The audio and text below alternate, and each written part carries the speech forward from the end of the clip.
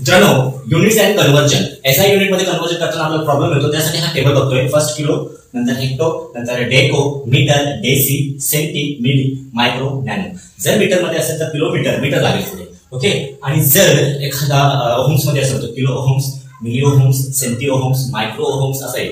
Farad, farad मध्ये असेल तर kilo farad, micro farad, milli farad असेल. ओके. सो जे काही एसआय युनिट लागणार आहे कन्व्हर्जन सेम असणार आहे. जर मला विचारलं 1 किलोचं किलोमीटर 1 किलोमीटरचं मीटर मध्ये कन्वर्जन केला. ओके. तर किती होईल कसं बघा. 1 किलोमीटर. आता 1 चे इथे किलोमीटरचे 1 टाकूया.